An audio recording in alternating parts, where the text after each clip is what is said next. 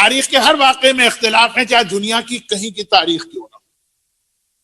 معصومین کی ولادت کی تاریخیں، معصومین کی شہادت کی تاریخیں، معصومین کی اولادوں کی تعداد، معصومین کے ازواج کی تعداد اور کئی واقعات۔ مولائے کائنات کے حوالے سے بات کو محدود رکھتے ہوئے مولائے متقیان کی شہادت کا واقعہ تو اپنی جگہ بالکل طے شدہ اور ثابت ہے، کوئی شک ہی نہیں۔ تفصیلات میں ایک اختلاف ہے، اور یہ وہ دیکھیے کوئی اتنا بڑا میجر اختلاف نہیں ہے کہ جس کی وجہ سے یہ کہا جائے کہ حق ادھر ہے باطل ادھر ہے، یہ صحیح کہہ رہا ہے وہ غلط ہے۔ چھوٹا سا اختلاف۔ اب میں یہ اس لیے بتا رہا ہوں کہ میں نے جو کل مسائل پڑھے، ہو سکتا ہے کہ کہیں آپ ذرا سے اختلاف کے ساتھ مسائل سنیں، کیونکہ دو روایتیں، یہ مولا کی شہادت کی بات ہو رہی ہے اور کل ہی رات مسائل پڑھے گا، اس سے بالکل نئی نئی تازہ تازہ بات۔ اصل واقعے میں کوئی اختلاف نہیں، صرف اتنا سے اختلاف۔ ایک تو وہ روایت کل سنی آپ نے، اور ایک دوسری روایت، اور شاید یہ زیادہ معتبر ہو، وہ یہ کہ مولا کے سر پہ ضربت فجر کی نماز میں نہیں لگی، واجب نماز مولا نہیں پڑھ رہے تھے۔ مولا جب اپنے گھر سے نکلے، اب یہ جتنا ان باتوں کی وضاحت کی جائے گی ڈر لگتا ہے کہ عام بیچارے مومن کنفیوز نہ ہو جائیں، ورنہ تو یہ بھی اختلاف ہے کہ اس رات کو مولا نے کس بیٹی کے گھر میں افطار کیا۔ ام کلثوم، طے شدہ بات۔ یہ ام کلثوم سے مراد وہ ہیں جو ہمارے ذہن میں آتی ہیں، یا یہ ام کلثوم جناب زینب ہی ہیں؟ جناب زینب کی کنیت بھی ام کلثوم ہے۔ لیکن خیر، اب میں اتنا زیادہ بھی آپ کو کنفیوز نہیں کرنا چاہتا اور میرے پاس وقت بھی نہیں، تو ٹھیک ہے، افطار کیا، اب مسجد کی جانب آ رہے ہیں۔ تو جو دوسری روایت ہے جو شاید آپ نے کہیں سن لی ہو، اور جیسا کہ میں نے کہا شاید وہ زیادہ معتبر ہو کل کے مصائب والی روایت کے مقابلے، وہ یہ کہ امام حسن حسین گھر میں ہی تھے، کیونکہ واجب نماز پڑھنے تو ابھی مولا نہیں جا رہے ہیں۔ مولا مسجد میں آئے، نافلہ نماز پڑھی، تہجد پڑھی، پھر نافلہ جو فجر کی ہوتی وہ پڑھ رہے تھے، تب ابن ملجم نے تلوار کی ضربت لگائی، جماعت نہیں تھی، مولا اکیلے نماز پڑھ رہے،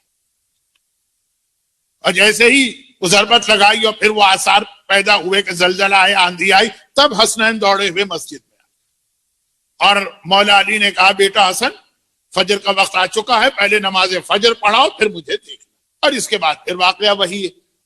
تو ذرا اتنا سا اختلاف، کوئی اتنا بڑا اختلاف نہیں، اس کو ہم کوئی کفر اور ایمان کا مسئلہ، عقیدے کا مسئلہ تو نہیں بنائے۔ تاریخ کی حقیقت، تاریخ میں دونوں طرح سے یہ روایت، اور دونوں روایتوں میں ایک بات طے شدہ ہے، جو باتیں کل بیان ہو گئی وہ ریپیٹ نہیں کر رہا ہوں، اس سے ہٹ کر۔ اچھا، اب یہ رمضان کا مہینہ ہی اسلام میں بنیادی طور پہ آئسولیشن کا مہینہ، یہ ایک مہینہ ایسا نکالو جب دنیا سے بالکل کٹو بھی نہیں، لیکن دنیا کے معاملات کو ذرا سا سلو کرو اور اپنے آپ کو زیادہ اللہ سے کنیکٹ کرو۔ چلے، اس رمضان میں پھر ایک اہم ترین عبادت ہوتی ہے، جو فی الحال میلبرن میں تو ممکن نہیں ہے، بلکہ شاید پورے آسٹریلیا میں ممکن نہ ہو، لیکن ہے وہ بھی بہت اہم عبادت، اعتکاف۔ یعنی 3 دن کے لیے اپنے گھر کو، بیوی کو، بچوں کو، کاروبار کو، ہر چیز کو چھوڑ کر اللہ کے گھر مسجد میں جا کر بیٹھ جاؤ، دنیا سے کٹ کے۔ اعتکاف، اس کی بڑی اہمیت بھی ہے، اس کا بہت ثواب بھی ہے، بلکہ برادران اہل سنت کے ہاں تو یہ واجب کفائی، نماز جنازہ کی طرح ہر محلے والے پہ واجب ہے کہ اس محلے میں کم از کم ایک آدمی اعتکاف ضرور کر رہے، ورنہ سب گناہ گار، جیسے نماز جنازہ کا مسئلہ۔ ہمارے یہاں اس کی تاکید بہت ہے، لیکن ایک بنیادی شرط ہے کہ یہ مسجد میں ہوگی، اور مسجد بھی مسجد جامع ہو، ایسی مسجد ہو جس میں پبلک کا بہت آنا جانا ہو۔ تو ابھی تو شاید آسٹریلیا میں یا وکٹوریا میں ایسی کوئی مسجد نہیں ہے۔ اعتکاف ہے آئسولیشن، پوری دنیا سے کٹ گیا۔ جس وقت ابن ملجم مولائے متقیان پہ تلوار کی ضربت لگائی، مسجد کوفہ میں اعتکاف ہو رہا تھا، یعنی کئی لوگ اعتکاف کے عالم میں بیٹھے تھے، مرد بھی عورتیں بھی. آج عورتیں اعتکاف کے عالم میں بیٹھی تھی تو پھر وہ مسجد میں چادریں لٹکا لٹکا کے اپنا الگ سا رہنے کا ایک حجرہ سا بنا لیتی تھی. برادران اہل سنت کے اعتکاف میں تو مرد بھی اسی طرح سے چادریں بنا بنا کے الگ الگ جیسے چھوٹے چھوٹے کمرے ہوتے ہیں. میں بہت لمبی تفصیل میں جا رہا ہوں لیکن اب ختم ہو گئی بات. خطامہ وہ عورت جس نے اپنا مہر یہ قرار دیا کہ اگر مجھ سے شادی کرنا ہے تو میرا مہر ہے علی کا سر.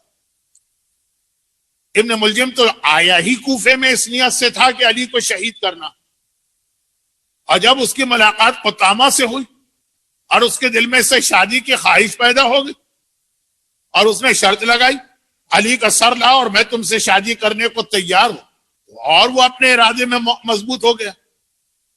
اور پھر یہ خاتون مسجد کوفہ میں خیمہ لگا کر, لفظ خیمہ یعنی چادریں لٹکا کر, اپنا ایک حجرہ سا بنا کر اعتکاف میں تھی. برادران اہل سنت کے اعتکاف بھی 10 دن کا ہوتا. ہمارے یہاں اعتکاف 3 دن کا ہے, 10 دن کرے تو ٹھیک ہے, 3 دن کا. اور وہ جو کورونا کی وجہ سے کوارنٹائن ہے وہ شاید 14 دن کا. اور برادران اہل سنت کا اعتکاف 10 دن, تو وہ 10 دن سے بیٹھی ہوئی تھی, 9واں دن تھا اس کا. اور ابن ملجم مولا پہ ضربت لگانے سے پہلے اس کے خیمے میں یعنی اس کے کمرے میں گیا. کمرہ میں جو 2 چادریں لٹکا کے مسجد کوفہ میں وہ بیٹھی. اب باقاعدہ مولا پہ حملہ کرنے کی لاسٹ منٹ کی ڈیٹیل وہاں پہ طے ہوئی. تو یہ ساری چیزیں طے شدہ بات ہے. صرف اختلاف اس میں ہے کہ مولا فجر کی نماز جماعت پڑھا رہے تھے فرض, یا نماز فجر سے پہلے جو 2 رکعت سنت نماز پڑھی جا رہی تھی وہ پڑھ رہے تھے. اور اگر وہ پڑھ رہے تھے تو حسنین گھر میں تھے, اگر جماعت پڑھا رہے تھے تو حسنین بابا کے ساتھ تھے. تو یہ اتنے مائنر اختلاف, اس کو تو آپ کو برداشت کرنا پڑے گا. اور ہمارے یہاں ان چیزوں کے اوپر اتنے اختلافات ہو جاتے ہیں کہ جی وہ فلاں مولانا نے تو الگ مسائل پڑھ دی اور فلاں مولانا نے تو الگ مسائل پڑھ دیے.